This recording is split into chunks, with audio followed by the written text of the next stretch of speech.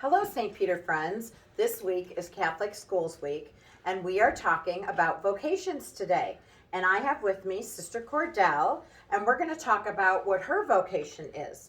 So, Sister, welcome. Thank you. And can you tell us what is your vocation in the church? Well, I am a religious sister of Notre Dame. This is the insignia for my community that I wear. And that means I've decided that I would give up the privilege of being married and be, quote, married to God. So next summer, and I'm already answering a question, I'm going to, this summer, celebrate 60 years of being a sister of Notre Dame. How exciting. Wow. So you answered number 2 already. Okay. So what did you have to do to become a sister? What things did you do, college, school, whatever, things like that? Well, I think, you've heard Father Craig say at Mass, pray, go to Mass. And I really think that that is what brings your heart in conjunction with the heart of God. We sang the song, and so I brought my program, God Has Chosen Me. And God chooses all of us for what we're doing in life. I think way back when, God chose me in his mind to be a religious, to give my life to God, to reach out on his behalf to all those I would meet. So what I had to do was a lot of praying and thinking and some talking with people that I respected as religious. I remember a sister I had in the first grade. Her name is Sister Lucy. Well, she's gone home to God.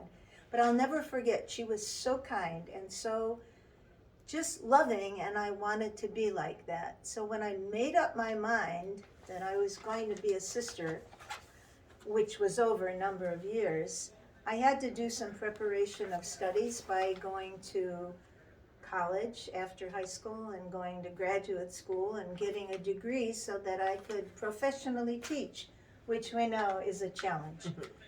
But the biggest preparation is prayer and connectedness with God. Okay. Now, if I as a student wanted to become a sister, what would I need to do to become one, or how would I prepare for that?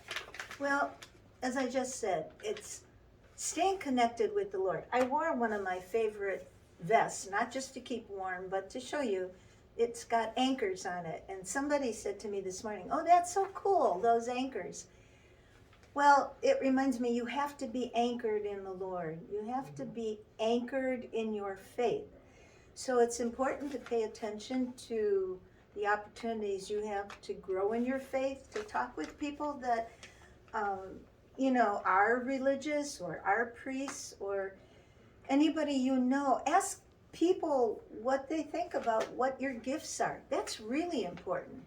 When people reflect back to you what gifts you have. And I remember some people saying, oh, you should be a sister. And I would say, why? And they'd say, because you're just so concerned about people and you love God. And I thought that was a pretty good answer. But initially, I didn't want to be a sister because I knew I'd have to give up too much.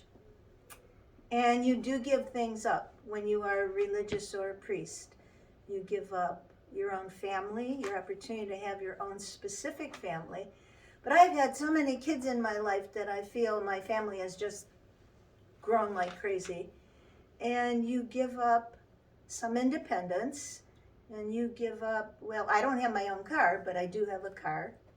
And I don't have my own home, but I have a place to live. And you look at the things that are there that you want to say, okay, God, if you're calling me, I will say yes, if this is what you want. I want to digress for a moment. When I went to get my cat, Zelda, some of you have seen pictures of her, and I went to the animal shelter 5 times before I found Zelda. And when I got there the 6th time, I went up to this cage and Zelda came right to the front, and there was a woman behind me that was working there, and she said, she never does that. And I said, oh, okay. She said, do you want to hold her? I said, no, because I wasn't going to get a cat. And she said, well, let's go in this room. So she took her in the room, and I went and she said, sit on the chair, let's see what happens. The minute I sat down, Zelda jumped up on my lap.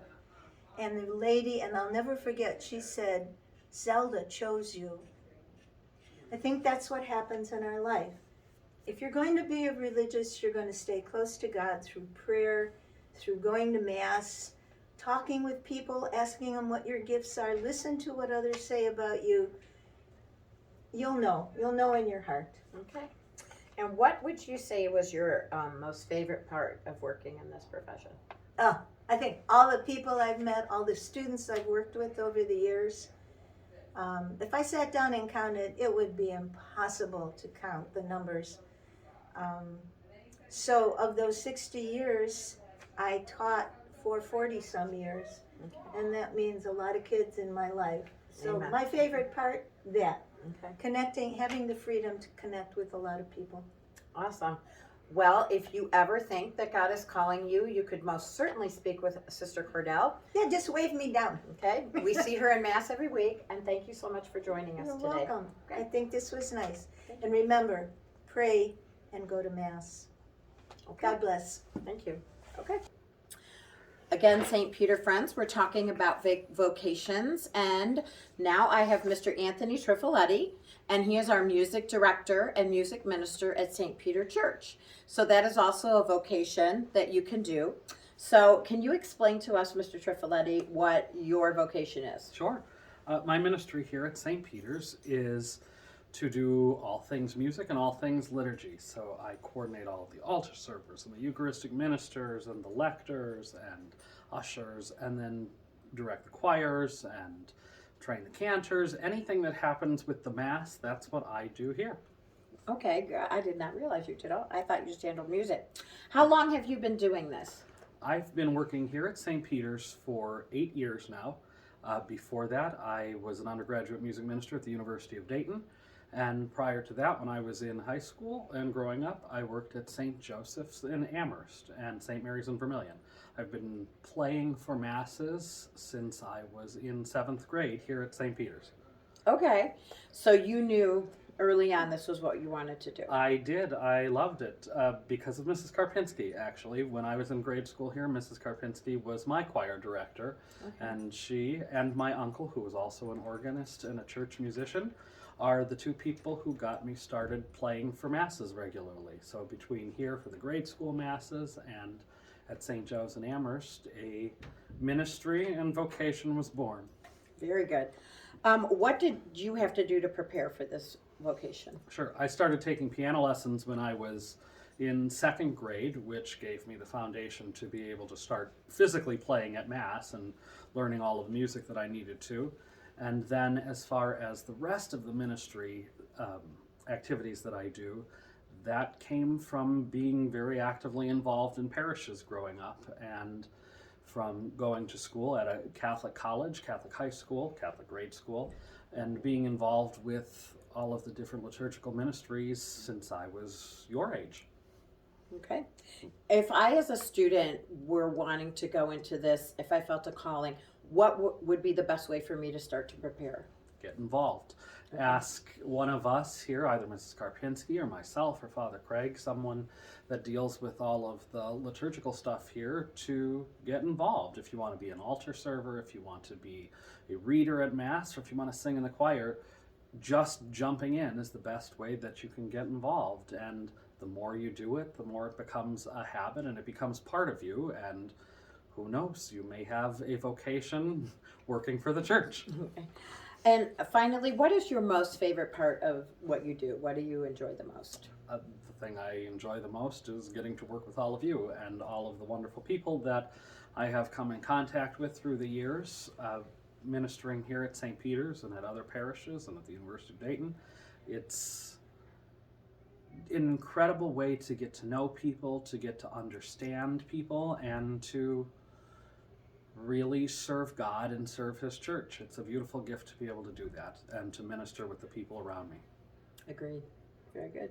Well, thank you very much. And if any of you think that this is something God is calling you to, please don't hesitate to speak to Mr. Trifiletti. Yes. Okay. Go. Okay, St. Peter friends, here we are again, and we are going to talk about another vocation. And I have with me Father Craig Hovanek, and he is the priest of our church and our school. And so we are going to talk to him about his job and what he does. So, Father, if you could just explain for us what your vocation is, what you do. My vocation is, first and foremost, I'm ordained, which Okay. means I'm ordained as a priest. And then I do the local work of the bishop in our diocese here at St. Peter's, so he puts me in charge of everything. Okay. So as the priest that's here, I'm also known as the pastor. Okay. Okay. And how long have you been doing this? I have been ordained for 19 years, almost 19 years now. Okay. And even though I've been ordained for 19 years, there were a number of years that were leading up to getting ready for that. It was 6 years of graduate school after going all the way through 12th grade and then going to college, then 6 more years of graduate school. So it's been going on for quite a long time now. Okay. So when you received the calling to do this, what did you do? Like you said you went to graduate school. Was that seminary, was graduate school? Or? Correct. Okay. Yes. So 6 years of seminary after you went to college. Correct. Okay. And if I was a student and I wanted to become a priest and choose this vocation, what would be the best thing for me to do to prepare for this? I think the thing for all of us that doesn't only males can become a priest, Okay. but that doesn't exclude any of the girls or the females as well, because like Sister Cordell, she's in religious life and she has a very important role in doing ministry. You know, we're all here on earth because God's chosen us. So I think for all of us, the thing that's important, I say it all the time at Mass, and I bet all of your students already know this, because remind them we got to pray every day and we have to go to church every week. And when I was your age, that's what my family did. They made sure we prayed, and they made sure that I got to church every week. And when I became older and an adult, guess what I did every day? You prayed, And guess what I did every week? went to church. And lo and behold, that's how it unfolded for me. I didn't think that this is what I would be doing. I had other plans, but God's got a greater plan for all of us. So pray and go to church. Okay. And what would you say is your favorite part of this vocation? What do you enjoy the most about it? The thing that I enjoy most, definitely working with people. I mean, the kind of work that I do, which it's not so much work, it's called ministry. It's about bringing people to God. And in doing that, you can't do it remotely. No. You know, and that was the challenge that's been going on over these last almost 2 years with the virus. And, you know, we live stream masses and all kinds of things like that. And it's difficult for all of us. But yeah, working with people and doing God's work, it's definitely rewarding. Again, it wasn't what I thought I was going to do, but what I thought I was going to do didn't seem right for me once I got there. And then that's when I had to pray, go to church, and figure it out. and lo and behold, God said, now listen, this is where I want you to be. Very good. So, and just so we all know, we all appreciate everything you do to keep St. Thank Peter's you. School for us, so we have a Catholic school to be at, and all that you invest for us. We appreciate that. So if you think maybe God is calling you in this direction, please don't hesitate to try to talk to Father Craig. He will be more than happy to speak with you. Okay, thank you very much. You're welcome. Okay.